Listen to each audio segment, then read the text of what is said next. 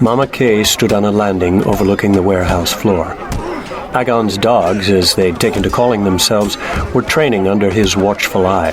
The force had shrunk to 100 men, and Mama Kay was sure that by now its existence was well known. Do you think they're ready? More training would make them better. Battle will make them better faster. But it will cost lives. And your witch hunters? They're no Yamori. Yamori can riddle a man with arrows from 100 paces while galloping away from him. The best I can hope for is 10 men who will get in range, stop, shoot, and move on before the fireballs get to them. My hunters aren't worthy of the bows they carry, but they're damn sight better than anything else we have. Mama Kay smiled. He was underplaying his men's capabilities. She'd seen those men shoot. What about your rent girls? This mission will cost lives. Are they ready for that? You would have been amazed if you could have seen their faces, Brant. It was like I gave them their souls back. They'd been dying inside, and now they've come back to life, all at once. No word yet from Jarl? There wouldn't be. Not yet. Mama Kay put her hands on the rail and accidentally brushed his fingers. Brant looked at her hand, and then in her eyes, and quickly away. She winced and pulled her hand away. Decades ago, Agon had been arrogant. Not obnoxious with it, but merely full of youthful confidence that he could do pretty much anything better than pretty much anyone else. That was gone now, replaced by a sober understanding of his own strengths and weaknesses. He was a man well-tempered by the years. Gwynver had known men ruined by their wives, small women who felt so threatened they undercut their husbands for so many years that those men no longer trusted themselves. Such women had made Mama Kay wealthy. She knew men with perfectly good wives who were regulars, men addicted to the brothels as others were addicted to wine, but much of her business came from men desperate to be considered manly, strong, good lovers, noble. It was one of the many ironies of the business that they came to a brothel for that. Men, Mama Kay believed, were too simple to ever be truly safe from the temptations of a house of pleasure. It had been her business to make sure those temptations were multifaceted, and she'd been good at her business. Her establishments weren't just whorehouses. She had meeting rooms, smoking rooms, dignified parlors, lectures on all the topics men love. The food and drink were always finer than her competitors and priced lower. At her best establishments, she brought in chefs and wine masters from all over Midkiru. As a restaurateur, she would have been a dismal failure. The food side of her business operated at a loss every year. But at her houses, men who came for the food stayed to spend their coin other ways. The few Brant Agons of the world didn't bang her girls for two reasons. They were happy at home, and they didn't walk through the doors in the first place. She was sure Agon had been derided for that. Men who didn't frequent the houses of pleasure were always mocked by those who did. Brant had conviction, integrity. He reminded her of Durzo. The thought sent a lance through her stomach. Durzo had been dead 3 months. Gods, how she missed him. She'd been helplessly in love with Durzo. Durzo was the only man in her life who would ever understand her. She'd been too terrified of that to let love grow. She'd been a coward. She'd starved their relationship of honesty, and like a plant potted in a shallow bowl, the relationship had been stunted. Durzo was the father of her child. He'd only found out a few days before he died. Mama Kay was 50 now, almost 51. The years had been kind to her, at least most days they seemed so. She usually looked 15 years younger than she was. Well, at least 10. If she tried, she thought she still had what it would take to seduce Brant. Once a whore, always a whore. I'll go in. She used to despise old women who clung to their lost youth by their lacquered fingernails. Now, she was one. Part of her wanted to seduce Brant just to prove to herself that she still could. But she didn't want to seduce Brant. It had been years since she'd taken a man to her bed. For all the thousands of times it had been work, there had been times she'd liked or admired her lover of the moment. And there had been Durzo. The night they conceived Yuli, he'd been so blasted on mushrooms that he hadn't been much of a lover. But to have the man she loved share her bed had filled her to overflowing. She was so shot through with love and grief that she'd wept during their lovemaking. Even in his drugged state, Durzo had stopped and asked if he was hurting her. After that, it had taken all her skill to bring him to completion. Durzo had been a tender man when it came to taking his pleasure. Now their child was being raised by Kyler and Eileen. It was the only deception she didn't regret. With those two, Yulie would do well. But she was tired of deceit, tired of taking and never giving. She didn't want to seduce Brant. She knew he wanted her, and his wife was probably dead. Probably. But he couldn't know, wouldn't know, ever. How long would a man like Brant Agon wait for the woman he loved? Forever. That's the kind of man he is. 30-some years ago, they'd met at a party, her first ever at a noble's home. He'd fallen instantly in love with her, and she'd allowed him to court her, never telling him what she did, what she was. He'd been gallant, confident, determined to make his mark on the world, and so sweetly careful in his courting that he hadn't asked her for a kiss for a month. She'd indulged in the fantasy. He would marry her, take her away from all the horrors she wanted so desperately to leave behind. She hadn't had that many noble clients yet. It was possible, wasn't it? The night of their first kiss, a noble had referred to her as the sweetest harlot he'd ever had. Brant overheard it, instantly challenged the man to a duel, and killed him. Guinevere had fled. The next day, Brant learned the truth. He enlisted and tried to get himself honorably killed fighting on the Curran border. But Brant Agon had been too capable to die. Eventually, despite how he despised bootlicking and politicking, his merit had pulled him through the ranks. He married a plain woman from a merchant family. By all accounts, it was a happy marriage. How long will it take to get everything ready? Gwyn, Yes. I've loved you for years, Gwyn. Even after My betrayal? your indiscretion. You were what? 16, 17? You deceived yourself first, but I think you suffered for it more than I did. Oh, Regardless, I bear you no ill will. You are a beautiful woman, Gwyn. More beautiful than my Liza ever was. You are so brilliant that I feel I have to sprint just to keep up with you jogging. I felt quite the opposite with Liza. You affect me profoundly. but... Yes, but I love Liza, and she has loved me through 1,000 trials, and she deserves all that I have to give. Whether or not you have tender feelings for me, while I have hope that my Liza lives, I would ask, beg, that you would help me remain true to her. You've chosen a hard road. Not a road, a battle. Sometimes life is our battlefield. We must do what we know to do, not what we want to do. Thank you. So, how long till they're ready? 3 days. Then let us make the night run red.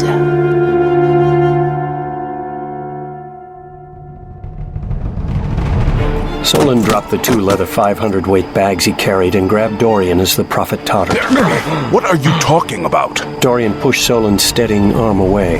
He put on his cloak and sword belt and picked up 2 pairs of manacles. This way. Dorian grabbed one of the bags from Solon and headed down the open road away from the wall. The land leading to the wall was rocky, barren ground. It had been cleared of trees out to 150 yards, and though the road was broad enough for 20 men abreast, it was rutted and pitted from the wear of many feet and wagons over ground that alternated between soil and solid rock. Kali is coming. I gave up my prophetic gift in case she captures me. Solon couldn't even answer. Dorian stopped beneath a black oak that grew on a rocky outcropping that hung over the road. She's here. Not half a league away. It'll have to do. Make sure you only step on rock. If they see tracks, they'll find me. Solon didn't move. Dorian had finally gone crazy. The other times it had been obvious. He'd simply been catatonic. But now, he seemed so rational. Come on, Dorian, let's go back to the wall. We can talk about this in the morning. The wall won't be there in the morning. Kali will strike at the witching hour. That gives you 5 hours to get the men out of there. Dorian hoisted himself up on the ledge. Throw the bags to me! Kali, Dorian. She's a myth. You're trying to tell me that a goddess is half a league from here? Not a goddess. Perhaps one of the rebel angels expelled from heaven and given leave to walk the earth until the end of days. Right. I suppose she brought a dragon. We can talk about this. Dragons avoid angels.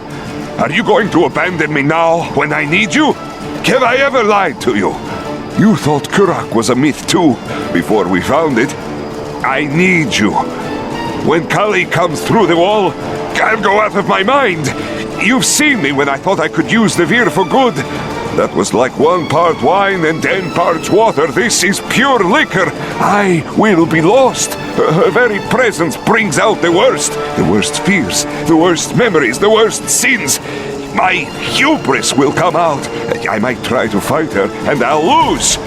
Or my lust for power will break me, and I'll join her. She knows me. She will break me. What if you're wrong? What if it is the madness you've warned about for so long? If the wall stands at dawn, you'll know. Solon threw the bags up to Dorian and then climbed carefully up the rock, making sure he didn't leave so much as a footprint. Dorian poured the gold onto the ground. Next, Dorian pulled on the manacles, and the iron chains holding them together tore apart as if they were made of paper. He dropped the manacle onto the pile of coins, and it fell into the coins as if they were liquid. The other 3 manacles followed, and the piles of coins shrank each time. Dorian reached through the gold and pulled out each of the manacles, now sheathed in gold, and placed one on each of his wrists. He stretched the iron of the second pair and locked those manacles around his thighs, just above the knee. It was amazing. Dorian had always said that his power with the Veer had dwarfed his talent, yet here he was, molding gold and iron artfully and effortlessly. In another moment, Dorian had shaped the rest of the coins into 4 narrow spikes and what looked like a bowl. He stopped, and now he concentrated. Solon could feel the brush of spells flowing past him, sinking into the metal.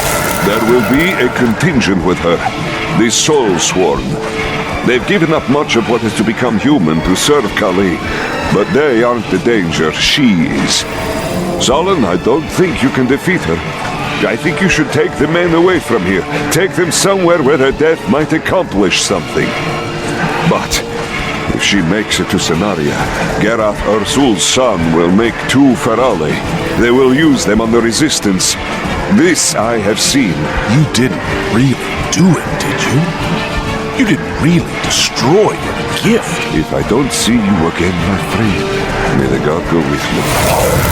Dorian fused the gold spikes to the manacles and knelt behind the tree. He slid the spikes into the wood with unnatural ease. What does all this do? Solon picked up what had been a gold bowl. Now it was something between a helmet and a mask. It would fit completely over Dorian's head, with only 2 small holes in the nose for breathing. He turned it over. It was a perfect sculpture of Dorian's face, weeping tears of gold. It will keep me from seeing her, from hearing her, from shouting out to her, from moving from this place. It will keep me from indulging in the last temptation, believing myself strong enough to fight her. I hope it will also keep me from using the Veer, but I can't bind myself magically. I need you to do it for me. After she's passed, I'll be able to escape when the sun rises and refills my talent, so you needn't worry for me. If you need your gold, it will be here. You're leaving, no matter what. Don't ask where. Good luck. You've been a brother to me, Solon. I believe we'll meet again before this is done. Now hurry. Solon fit the gold helmet over Dorian's head and bound it with the strongest magic he could, completely emptying his Glorvirden to do it. He'd do no more magic until sunrise. It wasn't a comforting thought. As he climbed down from the rock outcropping, he swore that he saw bark growing over Dorian's arms where they otherwise would have been exposed. From the road, Dorian was invisible. Goodbye, brother.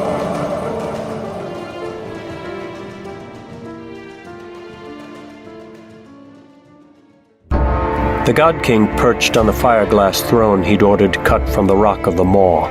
To him, the sharp-edged blackness was a reminder, a goad, and a comfort at once.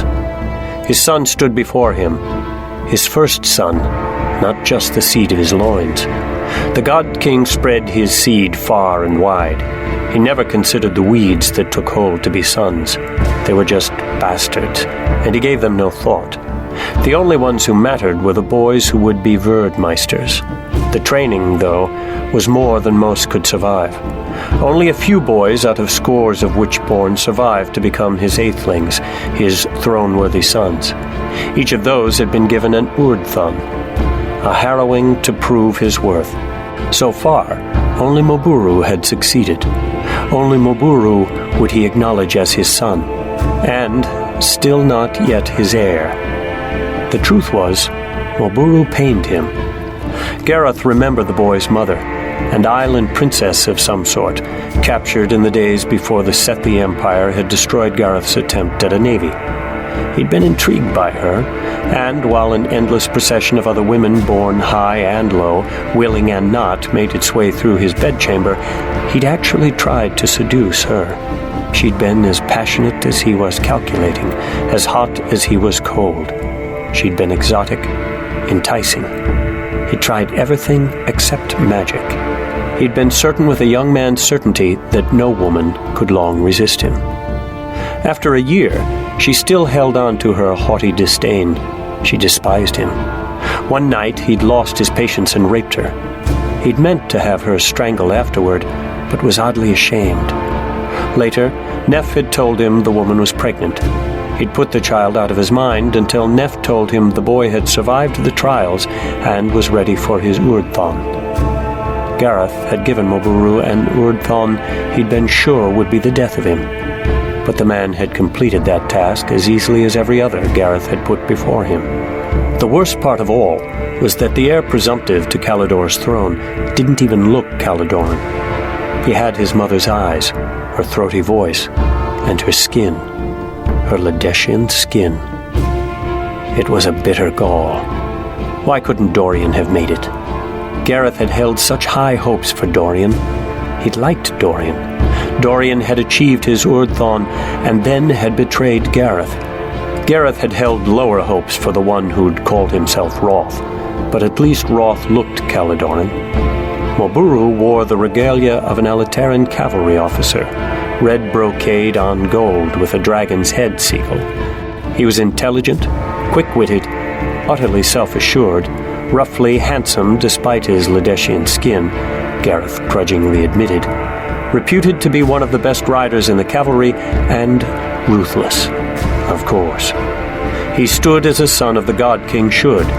He wore humility as naturally as a man wore a dress. It irked Gareth, but it was his own fault. He had designed his seeds' lives so that those who survived would be exactly what Moburu was. His problem was that he'd designed all those tests to present him with candidates. He had hoped to have a number of sons. If he did, their attention would be fixed on each other. Brother would plot against brother for their father's favor. But now, with Dorian gone, Roth dead, and none of the others beyond their Urdthon, Moburu was alone. The man's ambition would force him to turn his eyes on the God King himself soon, if he hadn't already. What news from the Freeze? Your Holiness, it is as bad as we thought. Maybe worse. The clans have already sent out the summons. They've agreed to truces so they can winter close enough to the border to join the war band at spring. They're spawning Kroll and maybe Zell and Virali. If they've learned to do that, they'll be increasing their numbers for the next 9 months. How did they find a spawning place in the Freeze, for Kali's sake, under the permafrost? My lord, we can counteract that threat easily enough. I've taken the liberty of ordering Kali brought here. She'll come through Screaming Winds. It's faster. You did what? She'll massacre one of Cenaria's most formidable garrisons, saving you a headache. She'll arrive in a few days. Beneath this castle is perfect spawning ground. The locals call it the Maw. With Kali here, we can breed an army such as the world has never seen. This ground is steeped in misery. The caverns beneath Kaliras have been mined for 700 years. The coal our Verdmeisters can produce there are nothing compared to what's possible here. Son! Oh, son. You have never spawned a Krull. You have never forged Ferali or bred Ferozi. You have no idea what it costs. There's a reason I used human armies to conquer the Highlanders, and the River Clans, and the Tronglong, and the Grost. I've solidified our rule within, and expanded our borders 4 times, and never once used Krull. Do you know how people fight when they know that if they lose, their entire families will be eaten? They fight to the last man. They arm their children with bows. Their women use kitchen knives and pokers. I saw it in my youth, and it gained my father nothing. Your father didn't have the Veer. You do. There's more to it than Veer. This conversation is over. Maburu had never dared speak to him this way before, and ordering Kali brought here without asking. But Gareth was distracted. He had lied. He had made Krull Ferozi and even Ferali. Ferali had killed his last 2 brothers. He'd sworn then, never again. Never again, with any of the monsters except for the few breeding pairs of Ferozi he'd been working on to someday send into the Iosian forest for Ezra's treasures. But those he'd already paid for. They required nothing more of him. But Maburu might be right. That was the worst of it. He had gotten used to treating Maburu as a partner, a son in the way other fathers treated their sons. It had been a mistake. He'd shown indecision. Maburu was surely already plotting for his throne. Gareth could kill him, but Maburu was too valuable, a tool to throw away carelessly. Curse him. Why hadn't his brothers turned out? Maburu needed a rival. I've changed my mind. Think out loud for me, son, and make your case. I'd admit that our armies could probably counter the Wildmen from the Freeze. Even if the clans stayed together, our Verdmeisters would tip the balance in our favor. But to do that, we have to send every capable Meister north.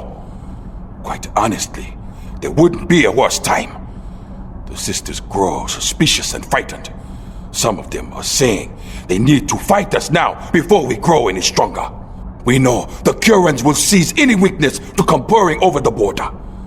They've wanted Scenaria for hundreds of years. The Kurans are split. There's a brilliant young general named Lantano Garawashi who's gathering a large following in northern Kura. He's never lost a duel or battle. If we send our armies and our Meisters north, attacking us could be just what he needs to unify Kura. Unlikely, but possible. Go on. The God King knew all about Lantano Garawashi, nor was he worried about the sisters. He'd personally arranged for their present political crisis. It also seems the Sakage is much better established and more capably led than we had believed. It's obviously the work of the new Shenga, Jarl.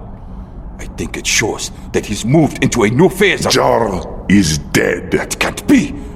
I haven't found any sign. Jarl has been dead for a week. But there haven't even been rumors of that. And with the level of organizations we found, I don't understand. You don't have to. Go on. There are rumors that Shokendi is sending a delegation to investigate what they call the alleged Caladoran threat.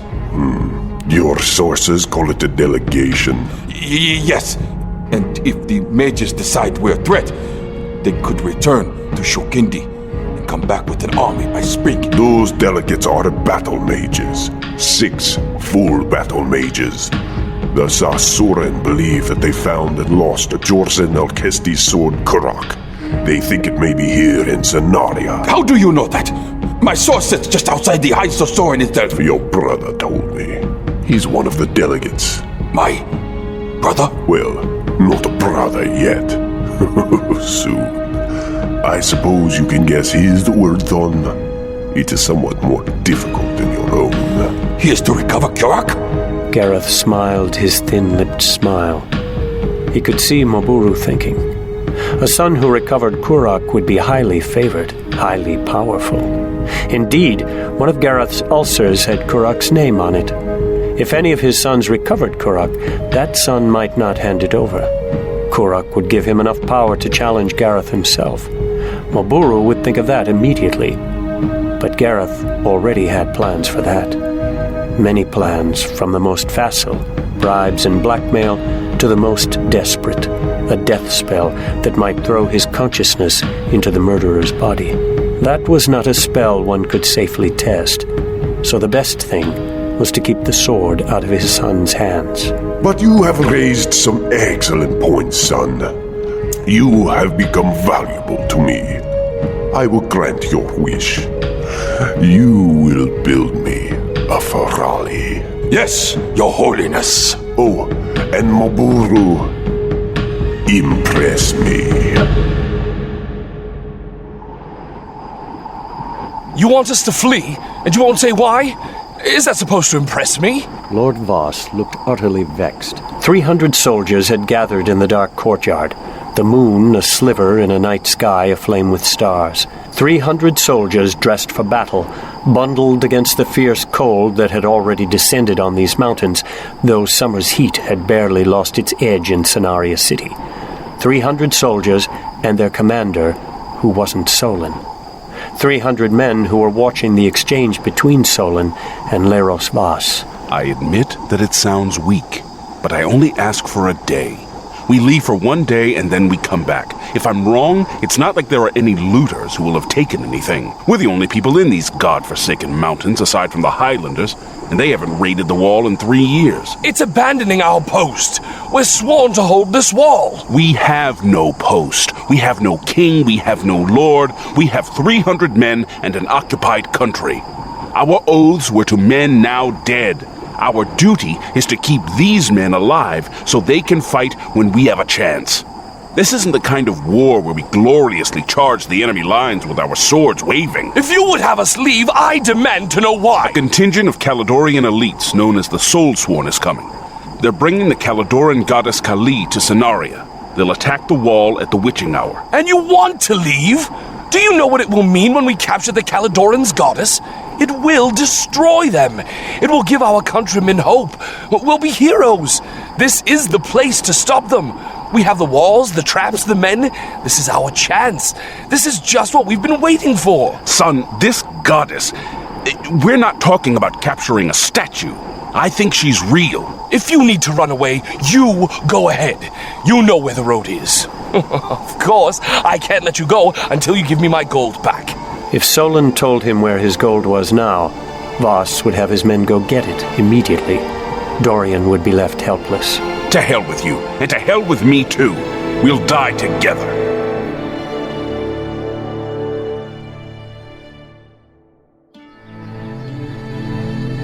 Sister Ariel Wyant sat 5 paces from the first magical boundary that separated the Iosian forest from the oak grove. For the past 6 days, she'd had her eye on what appeared to be a plaque 20 feet inside the forest. It didn't look like it had been there long. Undergrowth hadn't covered it yet. Her first hope, in all her examinations of the ward, had been that Ezra had made the ward hundreds of years ago. With other mages, she would have expected the weaves to disintegrate after so much time. Weaves always disintegrated.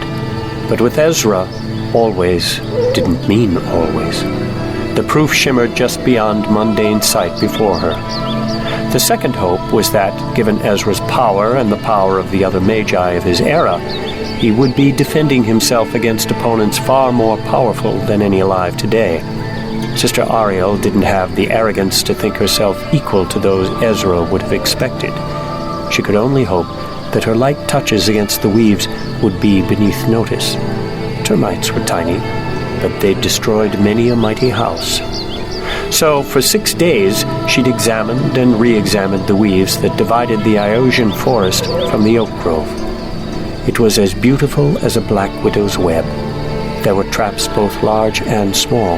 There were weaves that were meant to tear apart with the faintest touch, weaves that were meant to be unraveled, weaves that couldn't be broken with double Ariel's strength, and each had a trap. Ariel could guess exactly what Sister Jessie had done. She'd probably tried to conceal talent. For the first day, it looked like a perfect strategy. It was a strategy that would have worked had Ezra been simple.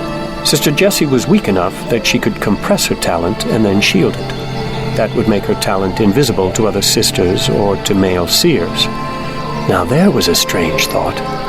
How many times had talented women used exactly that strategy to hide themselves or their talented daughters from sisters who came to recruit from the chantry? Ariel shook her head. It wasn't time to get distracted. The problem was that Ezra's weave didn't just register talent.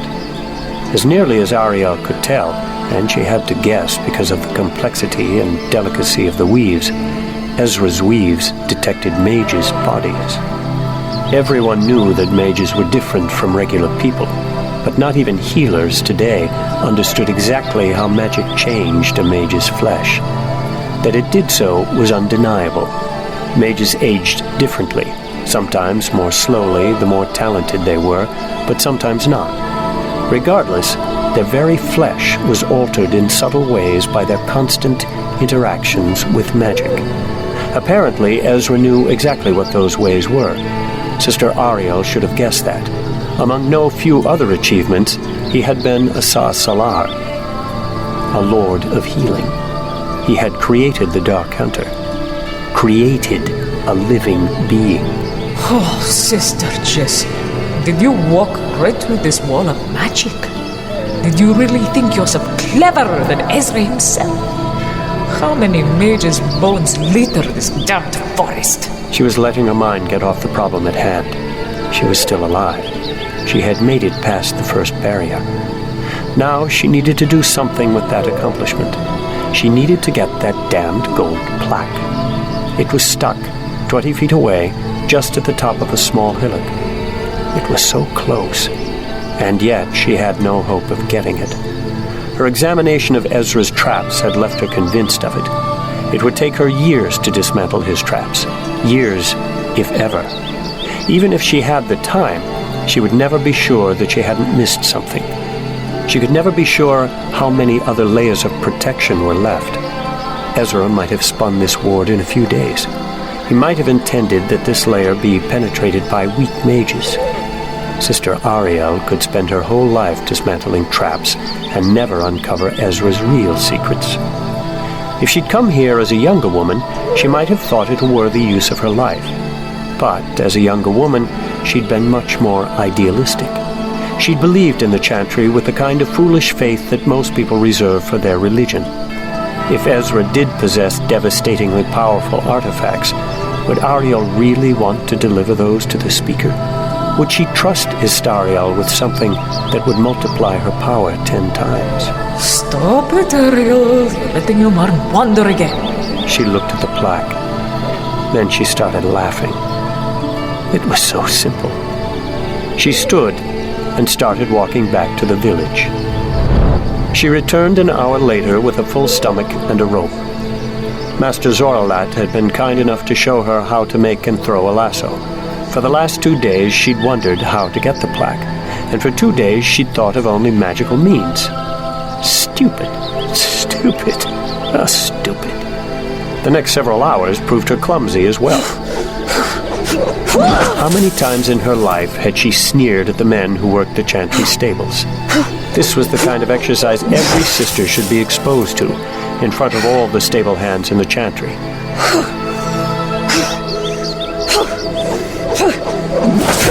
When the lasso finally dropped around the plaque, she could swear the gold glowed briefly. She wanted to extend her senses to see what had just happened, but it was too far away. She decided there was nothing to do but pull the damned thing in. At first, the plaque wouldn't move. It was somehow stuck. Then, as Ariel pulled, part of the hillock shifted and rolled over, freeing the plaque. It wasn't a hillock. It was Sister Jessie's body. She'd been dead for weeks. Mold grew over her bright robes, obscuring the bloodstains. It looked like a claw had torn away half of her head in a single terrible swipe. Since her death, no animals had disturbed her body. There were no bears or coyotes or ravens or other carrion feeders in Ezra's wood, but the worms were well into their work. Sister Ariel looked away, allowing herself a moment to be a woman confronting an acquaintance's mutilated body. She was glad that Jessie's body was as far away as it was. She'd been this close for days, and she'd never even smelled decay. Was that a trick of the wind or magic? The plaque had been clutched in Sister Jessie's hands. Sister Ariel carefully walled up all the emotions she felt and set them aside. She would examine them later, allow herself tears if tears must come. For now, she might be in danger. She looked at the plaque. It was too far away to tell what symbols, if any, were on its surface, but there was something about it that chilled her to the bone. The square plaque had hooks embedded in the rope. They looked as if they had formed when the lasso had landed to help her pull it out. She pulled the plaque close to the ward, but kept it on the far side. There was no telling what pulling something that might be magical through the barrier would do. The script was Gamitic, but Ariel found she remembered it surprisingly well. If this is the fourth day, take your time. If it's the seventh, pull this through the ward now. The runes went on, but Ariel stopped and scowled. It wasn't at all the sort of thing someone would usually write on a plaque. She wondered to whom the words could possibly have been addressed. Perhaps this plaque had been part of some ancient test, a rite of passage for mages. How had Sister Jessie interpreted it? Why had she thought it was so important? Days at the ward Horseface. You're a lousy throw, by the way. Ariel dropped the rope from nerveless fingers. She'd been called Horseface when she was a tyro. She tried to translate the words another way, but the Gamitic runes made it clear that it was a personal name, a specific insult, not generic. Looking at the way the plaque had caught on the rope now, she was suddenly sure that it had grabbed the rope, as if it was sentient. The hooks weren't equally placed on opposite sides of the plaque. Instead, it was as if they had grown in response to the lasso's touch. The plaque glowed, and Sister Ariel stumbled backward in fright. It was a mistake. She scrambled to her feet as quickly as her fat limbs would lift her. The plaque was no longer glowing. She picked it up. Prophecy. The Gamitic runes dissolved into common as she touched the plaque. Not sentience.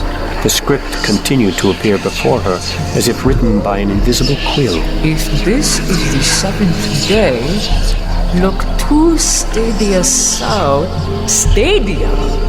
Perhaps units of measure didn't translate. How far was 2 stadia? 300 paces? 400? Fear paralyzed Sister Ariel. She'd never been the type for adventures. She was a scholar, and a damned good one. She was one of the more powerful sisters, but she didn't like charging into things she didn't understand. She turned the plaque over. Wards in trees. Jessie L. Gwaden had written in a panicked hand. Don't trust him. Oh, perfect. Sister Ariel was rooted to the ground. The words Sister Jessie had written could only have been written with magic. Surely Sister Jessie wouldn't have used magic inside the wood. It would have been suicide. She is dead. It could all be a trap. The plaque might have triggered something as it was pulled through the ward. There might be a trap in the trees to the south where the plaque was trying to get her to go. Maybe she should go write down everything, ignore the trap, play by her own rules. But Sister Ariel didn't go back to Taurus Bend to write in her journal. She'd studied the ward to the south. If there had been a trap, she'd already triggered it. There was a time and a place for haste. Apparently, that was now and here.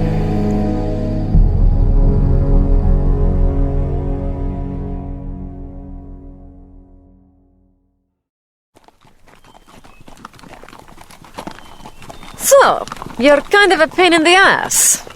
Why'd Kyler take you in? They'd been on the trail for a week, and if Yuli wasn't the best company, at least she was more interesting than the horses and the trees and the little villages they had to avoid. He wasn't making conversation. She was gathering much information. Kyler was coming to kill her. He did it because he loves me. Someday he's going to marry me. Yes, I know. But he couldn't have loved you before he knew you, could he? You said that when he took you out of their castle was the first time you saw him? I thought he was my real father at first. Who are your real parents? My father's name is Durzo, but he's dead now. Kyler won't talk about him. I think my mother is Mama Kay. She always looked at me funny when we stayed with her. V had to grab the back of her saddle to steady herself. Nysos, that was it. She knew Yuli looked familiar. Yuli was Durzo and Mama Kay's daughter. No wonder they'd concealed her. It also explained why Kyler had taken her in. Inexplicably, the thought made her ache. She couldn't imagine taking in one of Hugh's bastards. For that matter, she couldn't imagine Hugh caring about one of them. Suddenly, Yuli was twice as valuable to the God King. Holding Yuli would mean controlling Mama Kay. Maybe it would be enough to free V from his clutches. But V knew better. The God King rewarded his servants well. Any vice she had, she would be allowed to indulge to satiety. He'd give her gold, clothes, slaves, whatever she wanted. But he'd never give her freedom. She'd proven herself too valuable for that. The more V learned about Kyler, the more she despaired. She needed Yuli to talk because she needed to know everything about her enemy she could. Everything she learned was from a 12-year-old girl who had a crush on the man. But V was good at sifting truth from opinion. Still, Kyler was sounding more and more... Fuck! She wasn't going to think about that again. It just left her feeling worse. Damn this trail. Damn this long trip. One more week and she could wash her hands of this. Maybe she wouldn't even stick around for her payday, much as she deserved it. She'd drop off the girl with a note about what she'd done, and she'd disappear. She'd killed Jarl. She'd deliver Kyler and Mama Kay to the God King. Surely he wouldn't waste his resources sending someone after her then. Even if he did, he wouldn't come after her with the fury he would have if she betrayed him. She could disappear. There were only a few people she feared, and all of them were too valuable to be sent after her. One of them was Kyler, but he wouldn't survive long. Maybe he'd killed Roth Ursul, 38 Highlanders and some witches. Yuli seemed to know a lot about that. But he'd never survive the God King. V would head to Seth or Ladesh or deep into the mountains of Kura, where her red hair wouldn't be so unusual. She'd never spread her legs for another man, and she'd never take another contract. She didn't know what a normal life looked like, but she'd give herself time to figure it out. After this. She pulled the scrap of note she'd taken from Kyler's house and read it again. Aline, I'm sorry. I tried. I swear I tried. Some things are worth more than my happiness. Some things only I can do. Sell these to Master Barari and move the family to a better part of town. I will always love you. Hey, Ugly. What did Aline and Kyler fight about? I think it was about how the bed wasn't creaking. Well, that's normal enough. Was that all? Why? What's it mean? Fucking. Men and women fight about it all the time. What's fucking? So V told her as explicitly as possible, and Yuli looked more and more horrified. Oh, does it hurt? Sometimes. It sounds gross. It is. It's messy and sticky and sweaty and smelly and gross. Sometimes it even makes you bleed. Ugh, why do girls let them do that? Because men make them. That's why they fight about it. Kyler wouldn't do that. He wouldn't hurt Aline. Then why'd they fight about it? He wouldn't do that. He wouldn't. I don't think they ever did it anyway, because the bed never creaked and Aunt Mia said it would. But Aunt Mia said it was fun. Whatever. Is that all they fought about? She wanted him to sell his sword. The sword Durzo gave him. He didn't want to. But she said it proved he still wanted to be a wet boy. But he didn't. He really wanted to be with us. It made him really mad when she said that. So he wanted out too. That's what he meant in the note when he said he tried. He tried to leave. Nice. Kyler might not even know she'd taken Yuli. She didn't know if that was a good thing or not. It did explain why he'd gone charging past them in the fog that morning, though. He would have been sure she'd return to Sonaria as quickly as possible. Several hundred paces ahead, V saw the forest change. No, not change. It transformed as abruptly as if the earth had been split with an axe. On the near side, the forest was like what they'd been riding in for days. On the far side, enormous sequoias grew. It must be near Doris Bend. It didn't mean much to her, but it looked like the riding would be easier under those great trees. There was almost no undergrowth in a forest that old. They were only 50 paces from the sequoias when an old woman stepped out from the trees in front and to one side of them. She looked as startled as V felt. She was holding a glowing sheet of gold in her hands. Glowing gold could only mean magic. The woman was a mage. Stop! V snapped her body back in the saddle and yanked the reins of Yuli's horse out of her hands. As she sat back up, she jabbed her heels in and looked toward the mage. The woman was running heavily, awkwardly, and not toward V and Yuli. She was running away from the old forest, and she had flung aside the glowing gold sheet. What the hell? It was strange, but not so strange that V stopped. In all the world, the only people she had to fear were wet boys, witches, and mages. The horses charged for the forest, almost throwing Yuli out of the saddle. The mage was only 30 paces away now, almost even with them. She ran a few more steps, and V could have sworn that the woman was emerging from something like a vast, nearly invisible bubble covering the forest. The woman brought up her hands. Ulma Torcanus! V dropped her body as far on the opposite side of the horse as she could.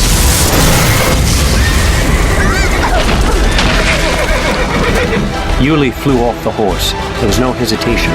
A wet boy doesn't hesitate. A wet boy acts, even if it's the wrong action. V couldn't stay still. It made her a target. She dug her heels into her horse's flanks again. The horse lunged forward and promptly crashed into the ground, its front legs cut out from under it. V slapped into the ground hard, her body flipping over as she skidded on her back. Her head kissed an iron-hard root, and black spots swarmed before her eyes. V got on her hands and knees and tried to stand. I'm sorry. I can't let you do that. Arias Fulcor!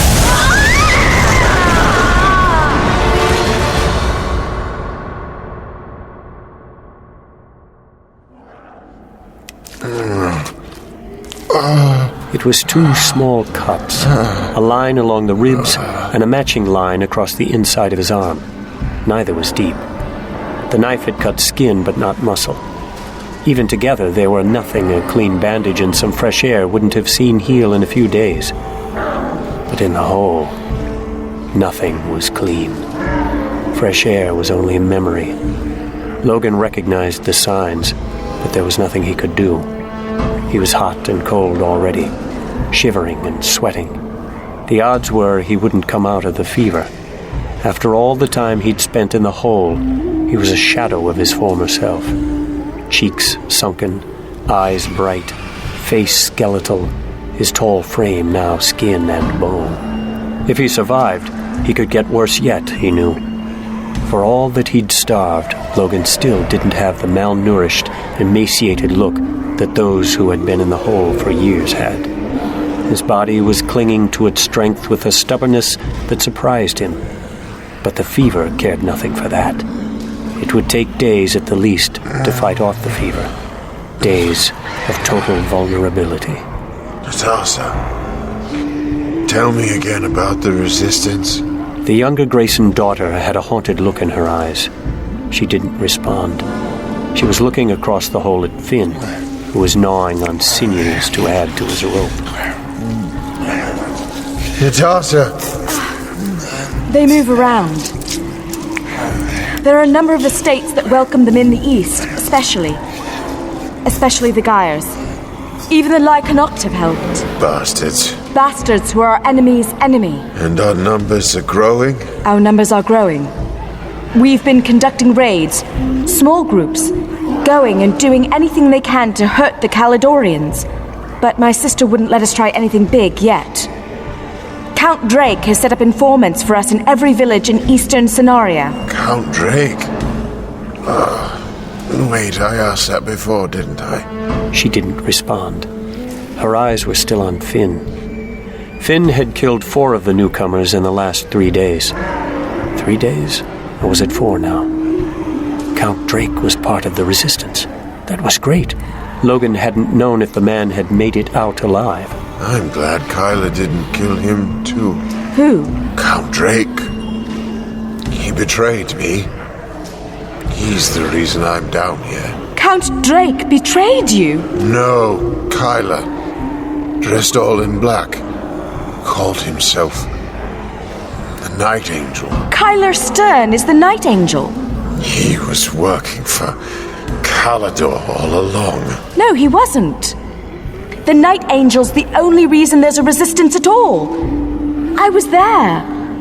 We were all herded into the garden and he saved us. Terra offered him whatever he wanted to escort us out of the castle. But he only cared about you. He left us to try to save you, Logan. But he killed Prince Elaine. He was the one who started all this. Lady Jadwin killed Elaine Gunder.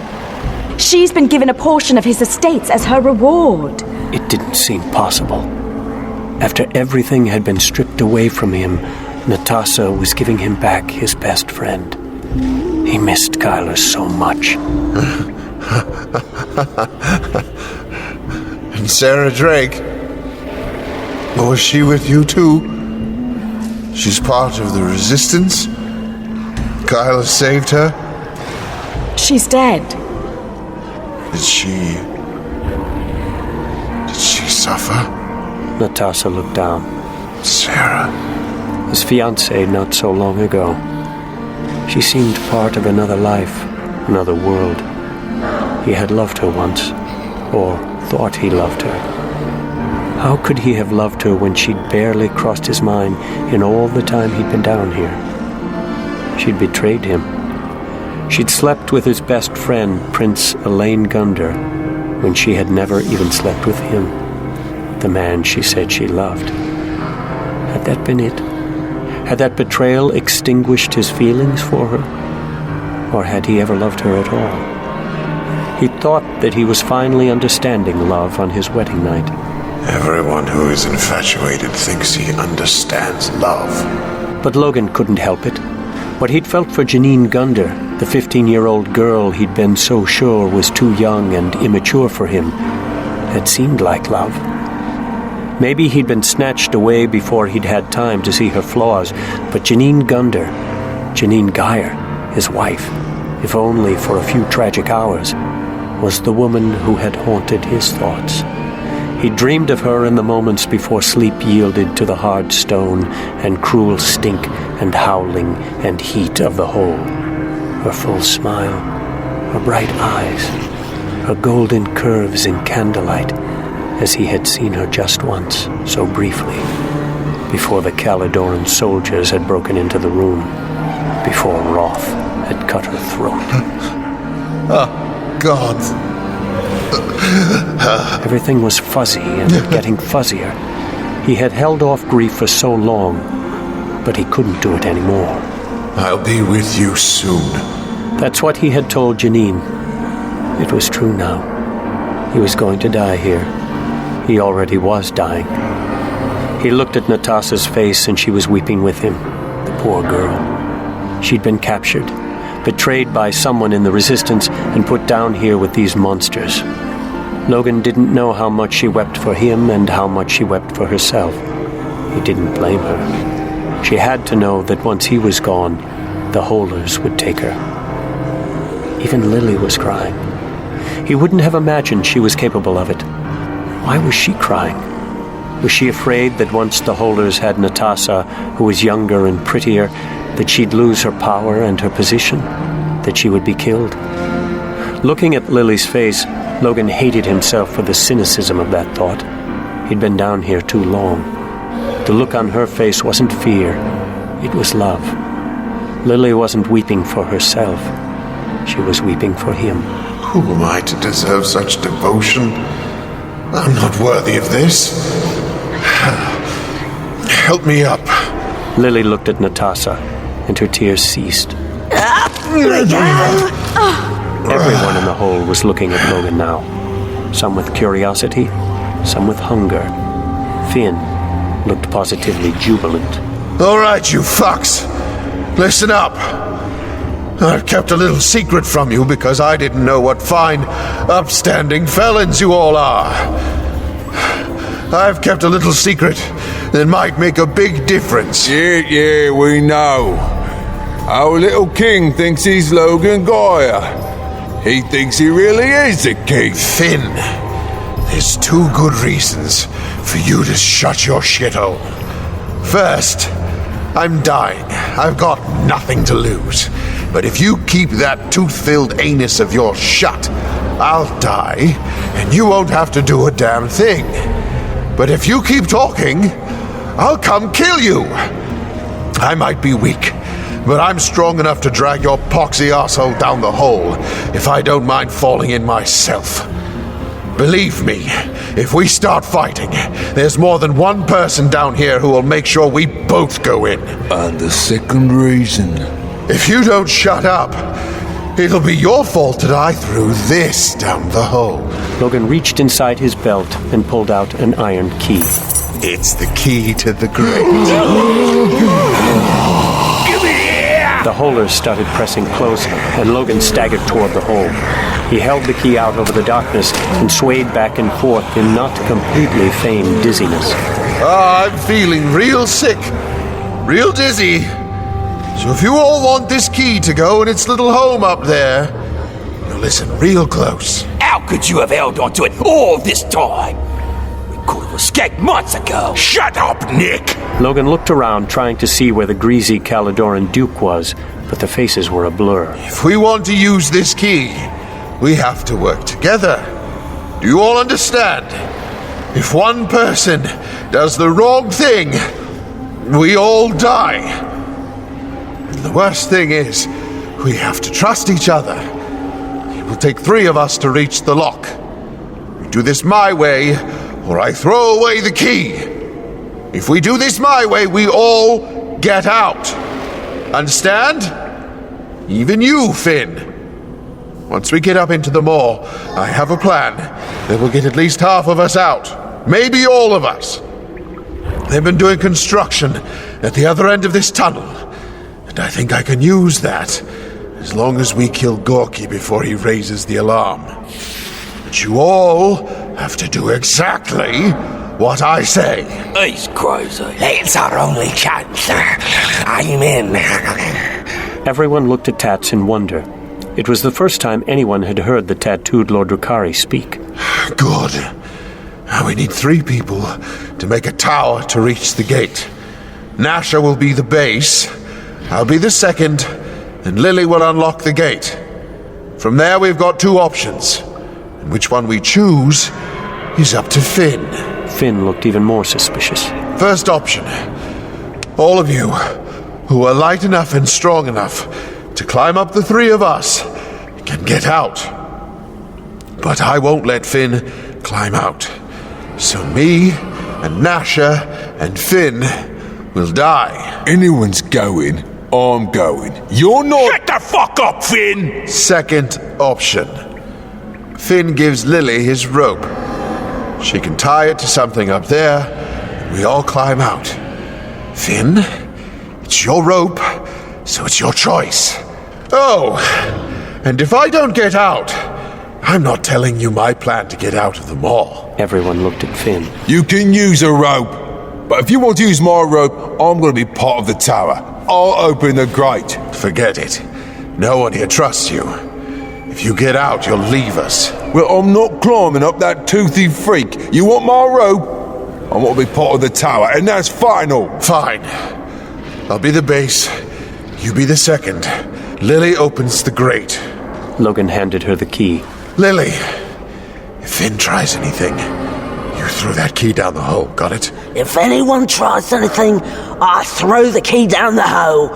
I swear by all the gods of hell and pain and the hole. We do this one at a time. I'll tell you who goes next. Logan drew the knife and handed it to Natasa. Natasa, anyone who comes close before their turn, you stick them with this, all right? Natasa will be the first out. She'll tie the rope to something up there so we can all climb out. Finn and me will be last, but everyone's going to get out. We've paid for our crimes. Finn walked around the hole, uncoiling the sinew rope from around his body. He rolled it into big loops with an almost frightening ease. He claimed to have strangled 30 people before he was caught, not counting islanders and women. Underneath the ropes, he looked like anyone who'd been in the hole for a long time. Scrawny, skin deep brown with dirt, reeking, his mouth bloody, sometimes from the scurvy that every long-time holer suffered. He stepped close to Logan. We'll settle us later. Finn took the coiled rope and settled it around his neck. Logan wiped the sweat off his brow. He wanted to kill the man now. If he grabbed the rope and shoved, maybe. It wasn't worth the risk. He was too weak, too slow now. He should have tried this plan earlier. But earlier, Finn would never have come this close to him. Finn would have expected Logan to try to kill him any other time, and before Logan had regained the knife, trying it would have made him too vulnerable. Bracing himself against the wall with his hands, Logan squatted.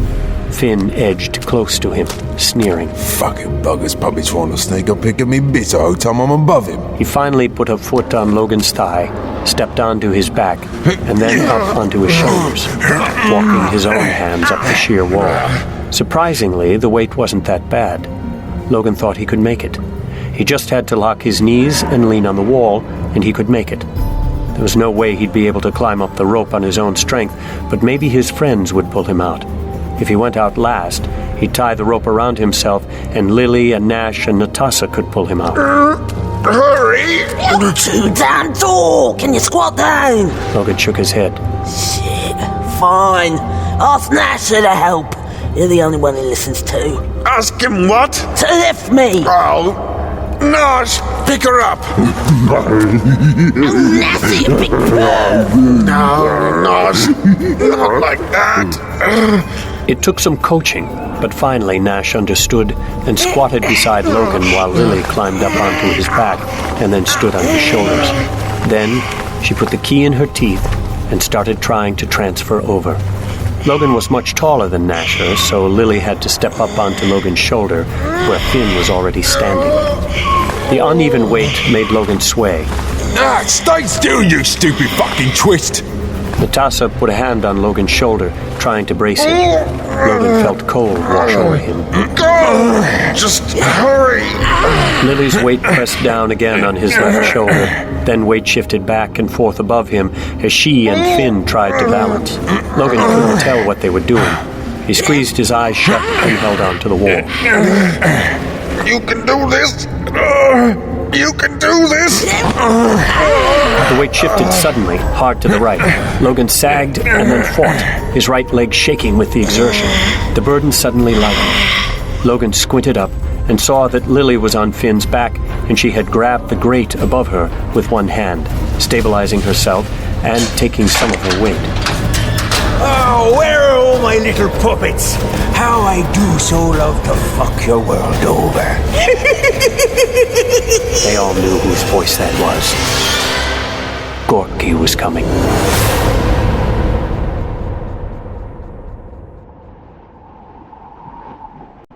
The witching hour had come. An icy wind scoured clouds through the mountain's teeth. It was cold, too cold for snow. The wind cut through cloaks and gloves, made swords stick in their scabbards, made the men shiver at their posts. The clouds looked like phantoms scurrying over the killing fields and rushing up and over the walls. Thick, wide braziers of coal that were burning all along the walls did nothing to stave off the chill. The heat was carried off and swallowed into the night. Beards froze and muscles stiffened. The swirling, racing clouds were thick enough and obscured the moon and stars so fully that they'd be lucky to see 50 paces out. The archers would only be useful to about that distance anyway with this wind. Solon had taken a position on the opposite side of the first wall from Voss, hoping that if worst came to worst, he'd be able to help the men without Voss's interference. The waiting was the worst. Like every soldier, Solon hated the waiting. It was good to be an officer when it came time to wait. You could fill your time encouraging the men to stand strong. It kept you from having the time to worry yourself. Solon thought he saw something through the swirling clouds and darkness. He stiffened, but it was nothing.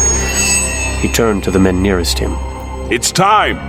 Remember, don't look directly at her! Solon pulled out the beeswax plugs he'd been rolling in his fingers to warm and jammed one in his ear, then paused.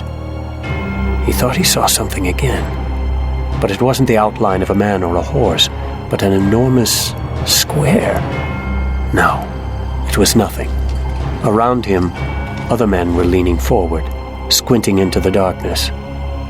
Then his skin began prickling. Do any of you know how to tie knots well? The soldiers exchanged puzzled looks. I practically grew up on a fishing boat, sir. I reckon I know about every knot there is. Solon grabbed the coil of rope tied to a bucket that the soldiers used to refill the water cisterns at the top of the wall. Tie me up. Sir? The magic was thickening. Tie me to the wall.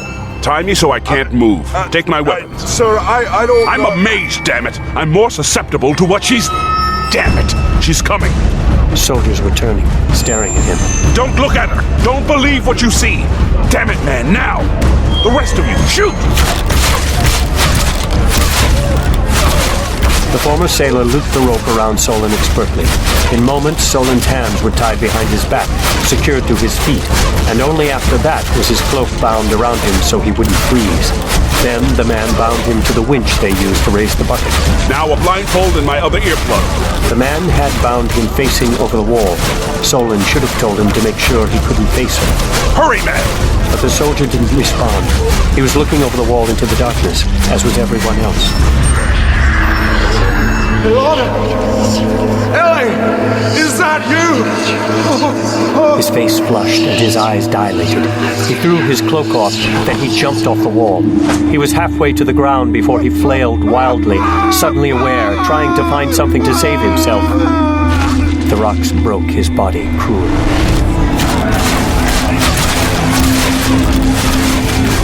There was a sudden flurry of arrows as men began obeying Solon's earlier command to start shooting as soon as anything strange happened. The fog billowed, and he saw the vast wagon being drawn forward, surrounded by Caladoran soldiers, pulled by 6 aurochs. Solon's heart leapt as he saw a dozen Caladorans cut down by the first wave. The aurochs took several arrows and didn't even falter, but the rain of arrows was slowing. Across the wall, Solon saw men flinging themselves off the wall. Others were shaking their heads, each lost in a private vision, bows held in limp hands. Don't look. Don't look, Solon. Don't look. I won't believe it. Just a quick... The magic roared past him as if it were flying at tremendous speed. And then calm. He blinked. He was standing in the Hall of Winds. The magnificent jade throne shone green like the waters of Hokai Bay. Upon the throne sat a woman he barely recognized. Katie Wariyama had been 16 when he'd left the islands, though he'd known from the times he'd played with her when they were both young that she would be beautiful. Her transformation had made him awkward. She'd reproached him for avoiding her, but he'd had no choice. He knew he had to leave forever, but he'd never been prepared for what the sight of her would do to him. 12 years later, she had grown in grace and confidence. If he hadn't known her so well, he never would have seen the slight apprehension in her eyes. Will he still think I'm beautiful? He did. Her olive skin still glowed. Her black hair poured around her shoulders like a waterfall. Her eyes still gleamed with intelligence and wisdom and mischief. Perhaps there used to be less wisdom there and more mischief, but those lips looked like they still held 3 lifetimes of smiles. And if she had the faintest smile lines around her eyes and lips, what a tribute to a life well lived.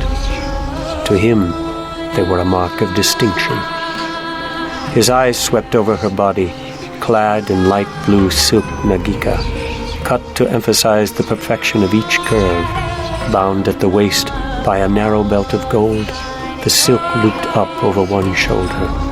Her stomach was still flat, athletic. There were no stretch marks. Katie had never borne children. His eyes lingered on her exposed breast. Perfect. She was perfect. Have you been on Midkiru so long you've forgotten what breasts look like, my prince? Solon blushed. After so many years of seeing women treat ordinary parts like they were erotic, and erotic parts like they were ordinary, he was thoroughly confused. I apologize, Your Majesty. Remembering himself, he tried to kneel, but something was interfering with his motion. It didn't matter. All that mattered was before him. He couldn't take his eyes off her. You've been a hard man to find, Solon Arewan. Just so long now. The Empire needs you, Solon Arewan. I won't make any demands of you besides the producing of an heir. And if you require rooms for a mistress, it will be arranged. The Empire needs you, Solon. Not just for your family, for you. I need you. I want you, Solon. I want you as I wanted you 12 years ago and as I wanted you before that. But now I want your strength, your fortitude, your companionship, your... I love. You have it, Katie. I love you. I always have. I've missed you. I've missed you. I'm afraid I was never able to explain why I had to leave. She stepped close to him and put a finger on his lips. Her touch sent shockwaves through him. His heart thundered against his ribs. Her very scent suffused him. His eyes couldn't find a place to rest as he looked at her. Every beautiful line and curve and color and tone led to another and another. Smiling, she put a hand on his cheek. She had that same uncertain, wavering look that she'd had that last day when she kissed him and he'd nearly torn her clothes off. She kissed him, and her lips were all the world. She started tentatively, just touching that exquisite softness against his lips, and then drawing him out. She was suddenly aggressive, just as she had been that day, as though her passion had only been building for all the time he was gone. Her body pressed up against him. Come to my chambers. This time I swear my mother won't break in on us. She climbed up a tall step and looked at him over her shoulder as she took a few steps away, her hips swaying. She grinned devilishly and brushed the Nagika strap off her shoulder. He tried to step up after her, but he slipped back to his place on the floor. Katie slipped the gold belt off her waist and dropped it carelessly. Solon strained to climb up that damned step. I'm coming. She shimmied, and the Nagika dropped to the floor in a silk puddle. Her body was all bronze curves and shining waterfalls of black hair. He couldn't breathe. He'd thrown this away once, and he wasn't going to give it up now. Katie was just down the hall, smiling, the light playing over her lean body, her long, long legs, her slim ankles. He climbed back to his feet and strained against the ropes again. Katie wouldn't smile when he was choking to death. Katie wouldn't be like this at all. Mannerisms weren't similar to the girl he had known. They were exactly the same, fitted to an older face. A woman who'd been a queen for 10 years wouldn't let down all the barriers that fast. She was everything he'd hoped or imagined. The real Katie would be furious with her.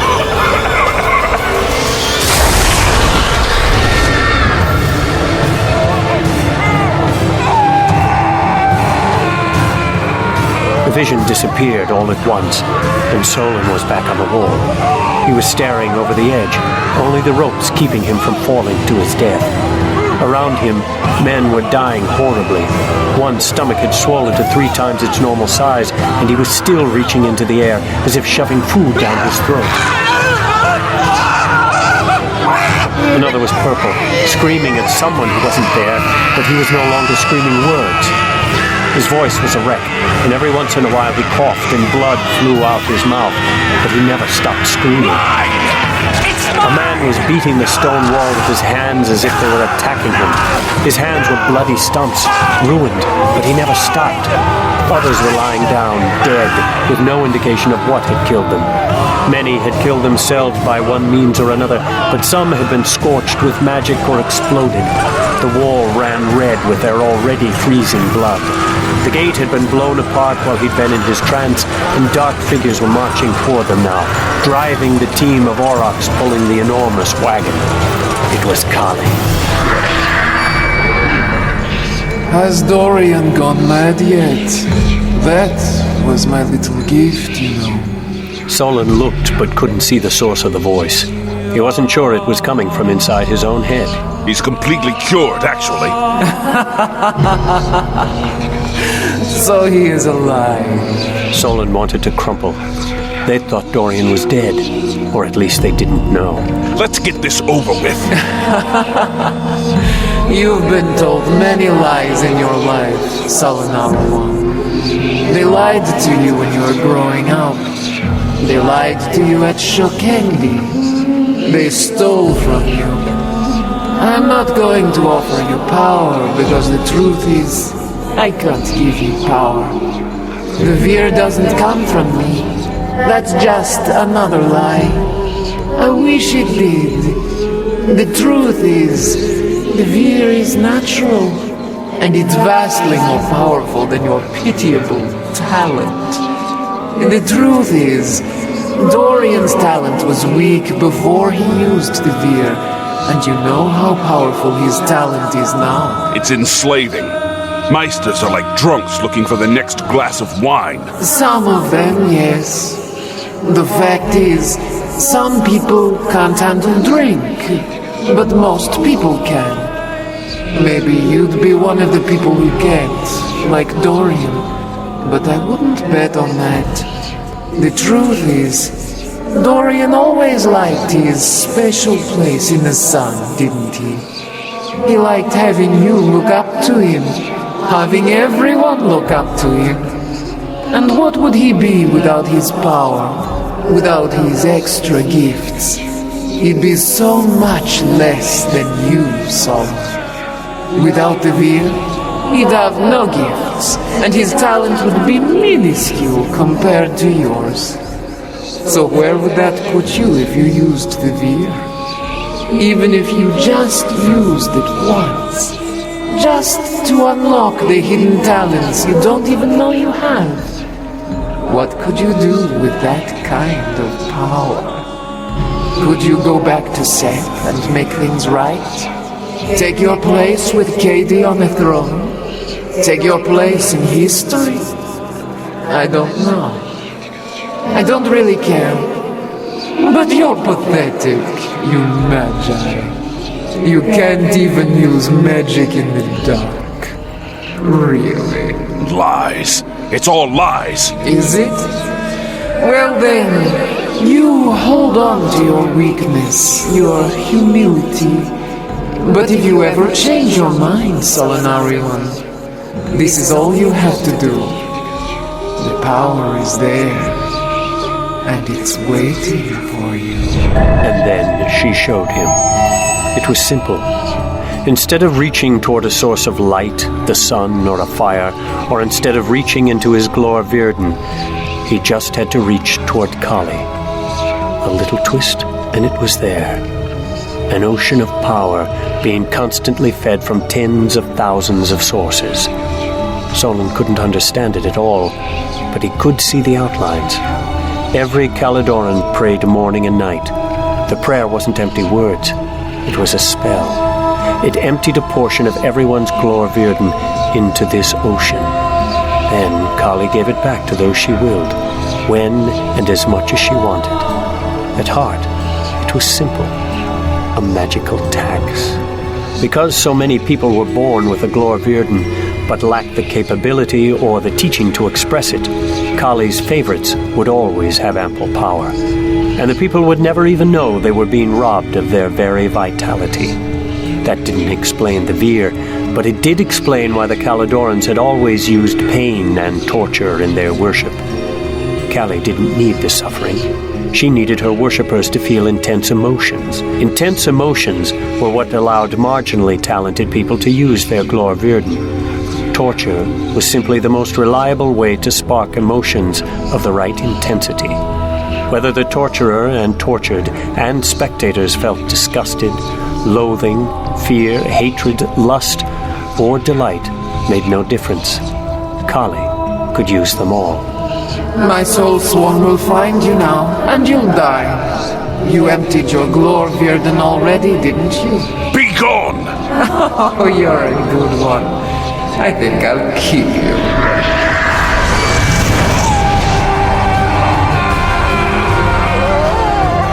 Kali was in Sanaria. The Ursuls would make Ferali, and the rebels would be massacred. All his service here had been for nothing. All he had just learned was for nothing. He should have gone home to Seth 12 years ago. He'd failed. They were coming toward him. There was nothing he could do. He was bound, and the horizon was barely gray. No weapons, no magic. The Vir was his only way out. Even if it was suicide, at least he could take a lot of them with him. Maybe he could outsmart her. If he could just survive. He could fight Kali. She wasn't invincible. She wasn't a goddess. He'd talked to her. He'd understood her. He could fight her. He just needed the power to do it. Solon's heart thudded in his chest. Oh, God. Sir, if you are there, I despise myself for praying now when I've got nothing to lose. But shit. You just help me to live through. Solon's prayer was interrupted as a heavy corpse fell on him. Warm blood from the corpse poured into his mouth. He almost threw up as the blood spilled over his chin, down his neck, through his beard. But he froze as he heard a foot scuff on stone nearby. The soul sworn pulled the body off him, but didn't walk away. Look at this one, Carl. Another screamer. Love it when they do that.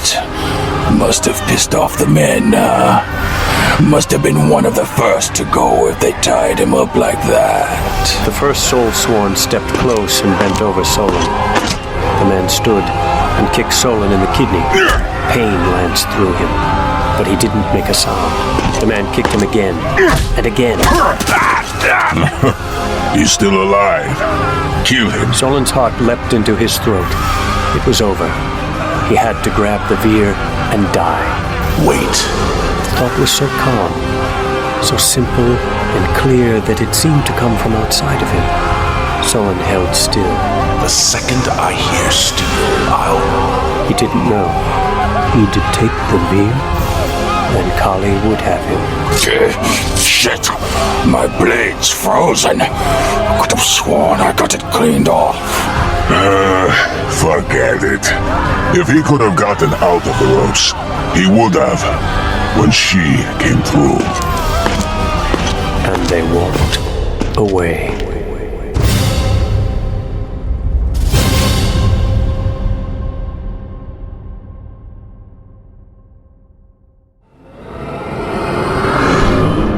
The Night Angel Trilogy, Shadow's Edge Part 1, is a graphic audio production, copyright 2008, Brent Weeks, published by arrangement with Hatchet Book Group Incorporated, all rights reserved. Production copyright 2010 by the Cutting Corporation Incorporated, all rights reserved. With performances by Eric Messner, Laura Quinn Anderson, Ren Casey, Ken Jackson, Christopher Graybill, Michael Glenn, Terrence Azelford, Tim Getman, M.B. Van Dorn, Elizabeth Jernigan, Rick Rowan, Colleen Delaney, Johan Detweiler, Tony Penny, Joe Brack, Casey Platt, Nanette Savard, Lily Beacon, Mort Shelby, James Lewis, Scott McCormick, and Yasmin Trazone. Adapted and directed by Johann Detweiler. Produced by Richard Rowan and Dwayne Beeman. Executive producers James Cutting, Mary Cutting, and Angie Cornett. Dialogue editing and graphic audio sound design by Johann Detweiler. Featuring original music composed and performed by Dan Smith and Johann Detweiler. If you enjoyed the Night Angel trilogy, be sure to look for R.A. Salvatore's Demon Wars saga, available now in graphic audio at road stops everywhere at 1-800-670-5220 or at www.graphicaudio.net. Keep listening for exciting previews of other graphic audio material. Available now in graphic audio.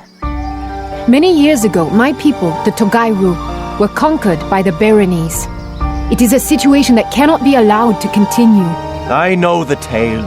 You are to be ranger in Togai, then. That is the land I know. I understand the ways of the great oxen and the high tundra lions, of the black diamond serpent and the wild horses. Never did I doubt that my tenure with the Tuelafar would end with my return to Togai, my land, my home, my love. No! You must run! All of you get out, or you're all going to die! Get out! Now!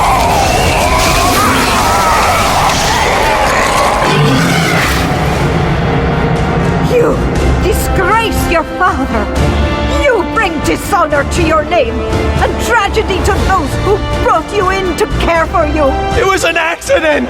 It was the logical conclusion to your reckless course, the inevitable result of who you are, Adrian Windon, and the proof that you are no ranger, and never shall be one. Were I to raise an army tomorrow, I would turn it upon Anderblock Inanis and raise the valley. I would see Lady Dasserond and every one of her taunting kin dead in the grass. Bear witness ye all, for on this midsummer day of God's year 840, does Gilsephine Winden take the surname of Ursel. Hail to the Queen! Hail to the Queen! Don't miss The Demon Wars Saga Book 5, Ascendance Part 1. Available now in graphic audio.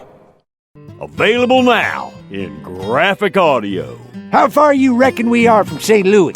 I'll be there in another week just about, I'd say. That arm of yours gonna be good and healed up by then? It's pretty much healed now. I can use it without any trouble. Just aches a little every now and then. Well, you best be careful with it. You want to be at full strength when we get there. Killing that bastard Beaumont ain't gonna be easy. No, but it sure is gonna be satisfying. Party! Everybody hunt cover! Hey, Dugan, don't you reckon it's about time you tell me what we're doing here? Hear that? Yeah, what is it? Steamboat round the bend. When it gets here, that's when the shooting starts.